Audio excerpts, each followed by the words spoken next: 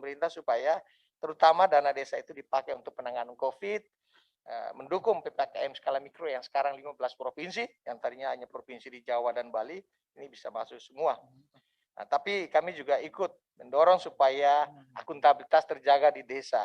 Untuk itu peran dari pemerintah desa, APIP tadi inspektorat yang disampaikan oleh Pak Syahrul ini menjadi penting supaya jangan sampai ada kelonggaran penggunaan dana desa kemudian tidak diikuti dengan akuntabilitas yang baik, sehingga ini akan menyulitkan kemudian hari. Babin Kamtibmas tadi Pak Syahrul, betul kami ada MOU yang sudah habis masa berlakunya, tapi fungsi kepolisian dan kejaksaan bukan untuk mengawasi.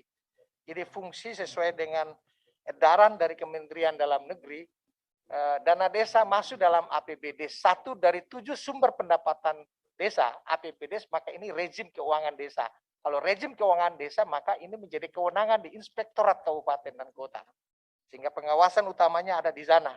Nah, kami dari Kementerian Desa mendorong ada pengawasan masyarakat apa? Maka seluruh penggunaan dana desa 1 rupiah pun harus diumumkan kepada publik. Maka kami mewajibkan supaya ada baliho atau pengumuman yang harus disampaikan di tempat-tempat umum, di pasar desa, balai desa, kantor desa. Bahkan kami menyarankan, Pak Menteri sering sampaikan, di gereja, di masjid disampaikan oleh pemuka agama bahwa dana desa yang disalurkan sekian rupiah dipakai untuk apa saja, dan mohon pengawasan oleh masyarakat. Jadi dengan akses yang diberikan oleh masyarakat, mudah-mudahan pengawasan menjadi lebih baik, penggunaan menjadi lebih baik. Kemudian Ibu Sri Rahayu, mohon izin kami sampaikan tadi target yang kami sampaikan 2021, misalnya kenapa hanya 74, tidak langsung 100? Karena ini pertama kami juga menyadari bahwa kita di Kementerian Desa ini sama dengan bentuk kementerian baru. Jadi konsolidasi sementara jalan. Tadi ada bisnis proses yang ada overlap, Pak Suryadi sampaikan tadi.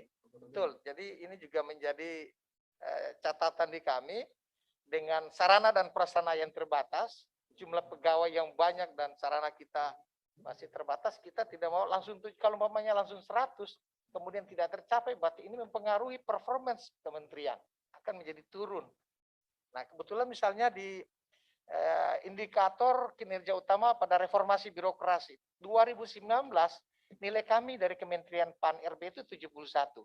Maka target yang kami anggap sangat moderat itu 74, tidak 100 langsung.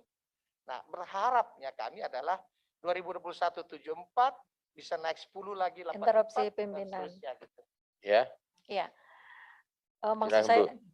Maksud saya begini, Pak. Itulah kadang-kadang mungkin buka mindset atau apa ya, orang seakan-akan kalau suatu saat turun itu menjadi sesuatu yang tidak bagus, menjadi sesuatu yang jelek. Padahal kan tidak demikian gitu lah. Kalau mulainya dari yang paling jelek kemudian itu kan sama dengan bisa yang pertama misalnya oke lah dengan segala kekurangan-kekurangan. Saya tidak menyampaikan 100% Pak tadi. Ya. Tapi kenapa harus seperti itu? Nah, maksud saya ini pikiran-pikiran ini yang harus dirubah. Ya. Artinya kalau kita ingin mencapai target yang bagus, itu tidak masalah. Kalau ada kekurangan itu tidak ada masalah. Tapi kan ada reasonnya.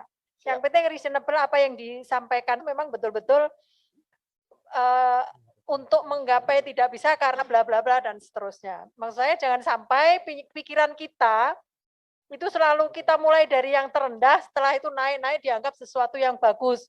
Kalau kemudian targetnya tinggi, ada sesuatu yang tidak bisa dicapai seakan-akan selalu itu menjadi tidak bagus. Ini yang perlu kita reformasi antara lain pikiran-pikiran kita. Terima kasih pimpinan. Ya, lanjut. Singkat lagi Pak ya. Baik. Terima kasih. Ya, kami sangat perhatikan Bu Sri Rahayu, mohon izin, mohon maaf. Ya, kami akan perhatikan perbaikan target-target itu. Memang tetap kami berupaya untuk supaya target ini bisa maksimal.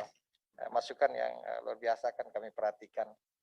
Kemudian tadi di perencanaan, mohon maaf karena ini P3PD yang Ibu sampaikan tadi itu dukungan manajemennya saja di perencanaan. Tetapi operasional dan teknis itu ada di BPSDM, ada di BPI, dan ada di Direktorat Jenderal Teknis yang nanti besok akan RTP dengan Bapak Ibu sekalian yang bisa ditanyakan. Tapi di lingkungan Sekretariat Jenderal hanya pada dukungan manajemen, administrasi, dan fasilitasi administrasi lainnya yang ada di tempat Sekretariat Jenderal.